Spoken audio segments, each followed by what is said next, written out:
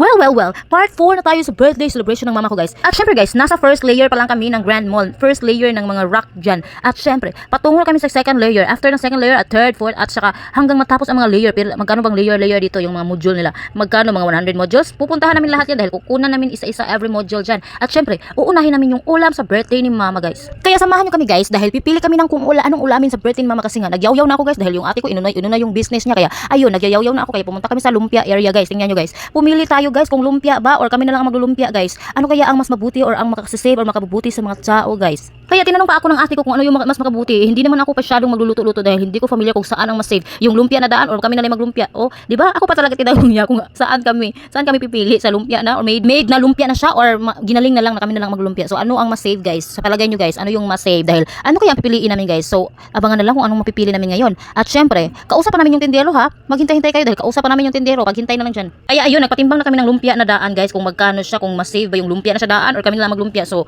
ayun, kumuha ang tindero ng mga lumpia na daan para makita namin at mas save namin at makalkyo namin kung ano talaga yung mas bagay para sa amin. Yeah. Habang ako naiinip na ako dito dahil alam ko matagal pa kaming lalabas dito dahil kasi marami pa kaming kukumprahin dito sa loob sa Grand Mall, guys. Kaya ako naiinip na ako, guys, kasi inaantok ako dahil wala akong tulog kagabi, guys. Kaya ganun na lang, guys, yung nafe-feel ko. I feel so tired and I feel so sleepy right now. Yeah. Siguro na-stress na ako, guys, sa kakaisip sa mga bagay-bagay na hindi natin mapipilit, yung mga bagay-bagay na kung ano man yung gusto natin na hindi talaga mangyari. Kaya ay wag na lang natin pilitin. Kaya na-stress na ako, guys, dahil sa pagkakaisip sa mga bagay na hindi kayo bagay. That's why I don't have a sleep for 2 days right now, okay? Kaya sobrang sad ako, guys, dahil alam ko sa sarili ko na bakit talaga ako walang tulog. Kaya binibidyo ko na lang yung mga meat kung saan namin, kung bibilin ba namin lahat or bibilin lang kami ng 1 kilo. Dahil binibidyo ko lang siya dahil nabubuhay na nga ako, guys, kasi tingnan nyo, nalilito kami kung ano talaga ang bibili namin. Kaya samahan nyo kami mag-decide. Ano ba talaga yung dapat, ha? Ano ba talaga? Ginaling na lang yung pinili ng ate ko, guys. Tingnan nyo, guys. Ginaling na lang yung pinili niya dahil gusto niya kami na lang ang maglulumpia, guys. Pero nahihiya ako sa pag-video dahil maraming tumingin sa akin yung mga tindera dito sa Grand Mall. Lahat ng tindero dito tumingin sila sa akin dahil akala nila vlogger ako, dahil nagba-vlog nga ako, dahil nagvi-video ako while pumunta dito sa mall. Akala nila assistant lang ako ng ate ko, pero hindi.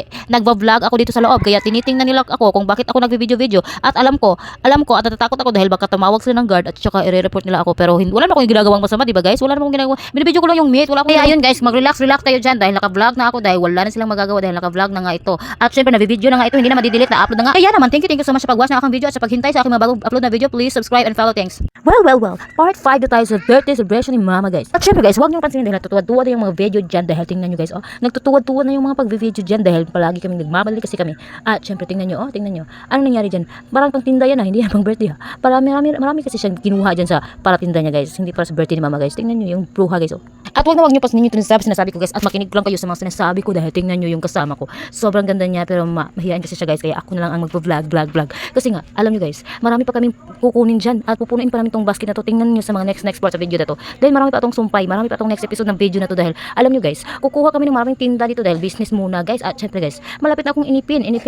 Malapit talaga ako mabubuha dahil mag-iinip. Tingnan nyo, lahat ng junk foods kinuha na niya, guys. Tingnan nyo. At hindi ko alam nga, magiging assistant pala ako sa araw na to. A day in my life as an assistant of Miss Divine. At tingnan nyo, guys, sabi ko sa kanya, dapat ay bayaran mo ako ng minimum wage dahil isusum kita sa dolly kapag anong mangyari. Dahil a day in my life, ginawa mo akong yaya sa araw na to. At syempre, tingnan nyo, kinuha mo na lahat ng tinda ng Grand Mall at wala nang paninda yung Grand Mall dahil kinuha mo na lahat.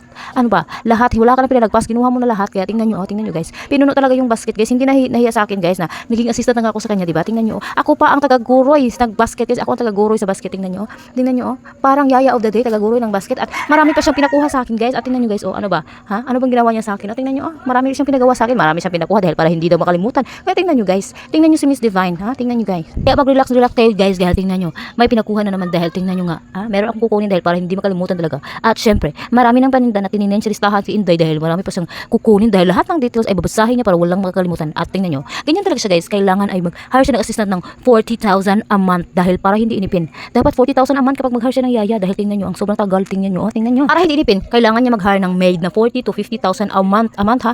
Dahil para hindi magsisisi sa pag-video dito. Para hindi magsisisi sa pagiging yaya dahil 40 to 50,000 malaki na yun, okay? Kaya ano pang hinintay nyo? Mag-apply na kayo ng Yaya of Divine Grace. Pero joke lang kayo talaga, no? Tingnan nyo. Thank you for watching.